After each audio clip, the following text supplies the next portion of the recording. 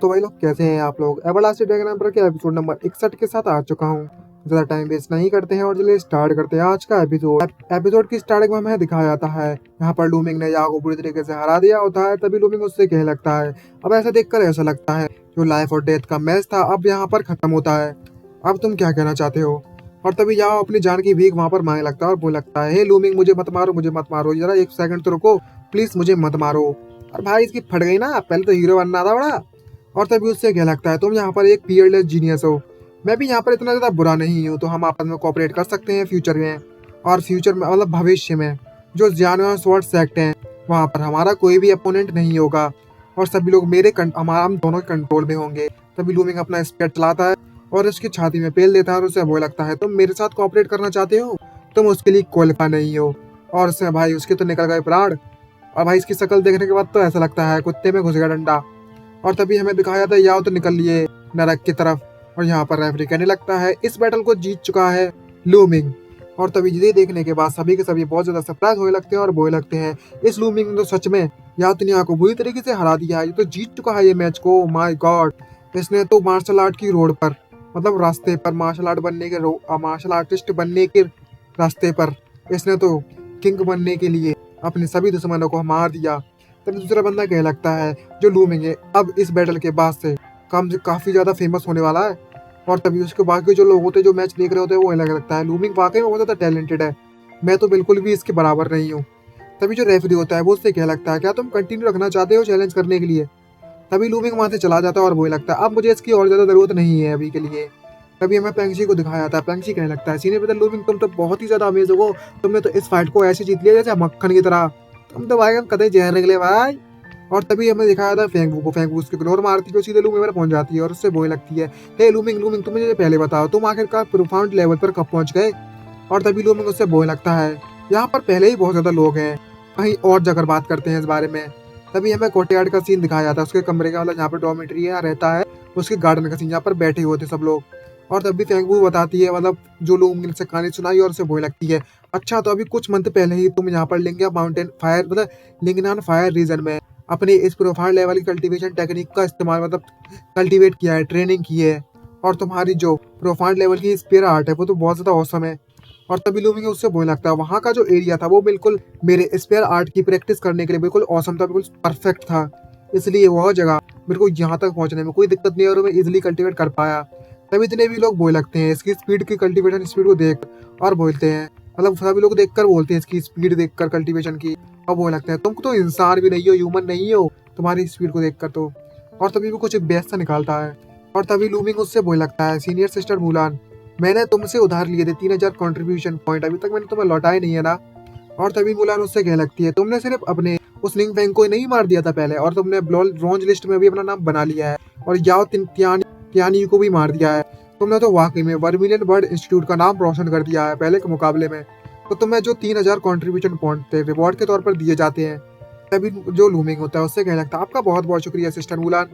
और तभी जो मुलान होती है वो उससे कहने लगती है, अब जबकि तुम ब्रॉन्ज लिस्ट में पहुंच चुके हो, अब तो हमारे वर्मिलियन बर्ड इंस्टीट्यूट की तरफ से तुम 2 मंथ में होने वाले कंपटीशन में पार्टिसिपेट कर रहे हो। तभी लोग मुझसे पूछ लगता है, 4 इंस्टीट्यूट कंपटीशन ये क्या चीज है भाई, ये नई बवासीर कहाँ से आ गई। और तभी जो मुलान है उसे एक्सप्लेन करना स्टार्ट कर देती है कि जो ये मैच है 4 इंस्टीट्यूट बैटल वो हर साल में एक बार रखा जाता है, जिसमें चारों के चारों इंस्टीट्यूट के जो जीनियस होते हैं जो कि ब्रॉन्ज लिस्ट में पार्टिसिपेट कर चुके हैं वो लोग फाइट करते हैं और वही पार्टिसिपेट कर सकते हैं, और जो जीतता है और जो सिल्वर लेवल के स्टूडेंट है वो सिल्वर लेवल से फाइट करेंगे, और जो हमारे सेक्ट मास्टर हैं मतलब सेक्ट लीडर हैं वो उस मैच के हिसाब से जो जीतेगा उसे बढ़िया रिवॉर्ड देंगे, आई मीन इनाम देंगे, और वो तुम्हारे लिए ज्यादा फायदेमंद भी रहेगा। इसकी कंपटीशन में सिर्फ अकेला बंदा पार्टिसिपेट करता सिर्फ उसके लिए इनाम नहीं है, बल्कि में वो सेक्ट की तरफ से तुम्हें बहुत ज्यादा रिसोर्सेज देगा कल्टीवेट करने के लिए, जो कि सबसे ज्यादा इंपॉर्टेंट है अभी तुम्हारे लिए। लूमिंग हंसते हुए उसकी बातें सुन रहा है और से बोलता है, अच्छा ऐसी बात है। और तभी मुलान उससे कहने लगती है, तुम अच्छे से अपना कल्टीवेट करो और पावरफुल बनो, एक बार तुम अच्छे से जीत गए इस मैच को और अच्छी रैंकिंग पा ली तो सिर्फ तुम्हें ही इसमें फायदा नहीं होगा बल्कि में जो हमारा वर्मिलियन बर्ड इंस्टीट्यूट है उसे भी फायदा होगा। तभी लूमिंग उससे कहने लगता है, आपको चिंता करने की जरूरत नहीं, मैं अपना बेस्ट दूंगा जब समय आएगा। तभी हमें रात के से बात का सीन दिखाया जाता है, यहाँ पर लूमिंग बैठ के अपना काम कर रहा है और तभी लूमिंग बोलने लगता है, भलाई मैं ब्रॉन्ज लिस्ट में पार्टिसिपेट कर चुका हूँ, मतलब पहुंच चुका हूँ। लेकिन मैं ये जो 2 महीने का समय मिला है मैं उसे वेस्ट नहीं करने वाला। और वो ही लगता है मेरे पास जो मटेरियल्स है और कंट्रीब्यूशन पॉइंट है मैं उनका इस्तेमाल कर कर अपने कल्टीवेशन इंप्रूव करने में इस्तेमाल करने वाला हूँ। और जो 4 इंस्टीट्यूट की बैटल है, कंपटीशन है, उसके जो रिवॉर्ड है वो इतने ज्यादा हल्के तो हल्के में नहीं ले सकते। कम से कम कुछ तो बढ़िया मिलने ही वाला है। वो इतने ज्यादा सस्ता तो नहीं करेंगे, इतना तो उम्मीद लगाकर बैठ ही सकता हूँ ना। और मेरे पास कम से कम इन सबको बदलकर सिर्फ कम से कम 40,000 तक कंट्रीब्यूशन पॉइंट बन पाए हैं। कम से कम किस्मत से मैं अपनी स्ट्रेंथ को बढ़ा ही सकता हूँ इन 2 महीनों में। और भाई तभी हमें दिखाया जाता है वो अपनी स्पेयर आर्ट की प्रैक्टिस कर रहा है लगातार दबा के और बिना रुके 2 महीने तक रेगुलर प्रैक्टिस कर रहा है। और भाई अपनी सभी कल्टीवेशन टेक्निक को इम्प्रूव कर रहा है दबा के। 2 महीने के बाद का सीन दिखाया जाता है जब आ चुका है समय अब 4 इंस्टीट्यूट कंपटीशन का। तभी कुछ देर देते हुए दिखाया जाता है लूमिंग को पेंगशी, और वो अच्छी से बोलने लगता है तुम्हारा बहुत बहुत शुक्रिया मेरा। और तभी पेंगशी उससे बोलने लगता है हे ब्रदर लूमिंग, तुम्हें चिंता करने की जरूरत नहीं है, हम भी तुम्हारे साथ चलेंगे वहां पर। और तभी लूमिंग से क्या लगता है अच्छा बहुत अच्छा है बहुत अच्छा है। और तभी जैसे हमें दिखाया जाता है जो दोनों के दोनों होते हैं उन्होंने एक बुक दी होती है लूमिंग को जिसमें सारे के सारे पार्टिसिपेंट की इंफॉर्मेशन, नाम वगैरह, मतलब टोटल सारी की सारी जो डिटेल्स होती है ना, जो जो पार्टिसिपेट कर रहा है उसका सारी की सारी डिटेल की वो बुक होती है, वो लूमिंग को दे दी होती है। इसलिए लूमिंग इनको शुक्रिया कह रहा है। और हमें बताया जाता है जब वो रीड को मतलब बुक को पढ़ता है जिसमें नाम होता है जांग मुयोन, दान मु युनयांग, बू यिनजियांग, द्वान गैंग। ये सारे के सारे ब्रॉन्ज लिस्ट के टॉप जीनियसेस हैं। और इस लिस्ट में कम से कम 60 लोग हैं। और मुझे ऐसा लगता है ना तो काफी ज्यादा समय हो चुका है ब्रॉन्ज लिस्ट में पार्टिसिपेट बने हुए, मतलब वहाँ उस रेंज में बने हुए हैं। और हमारा जो वर्मिलियन बर्ड इंस्टीट्यूट है उसमें बहुत ही ज्यादा कम पार्टिसिपेंट्स हैं टॉप 10 में।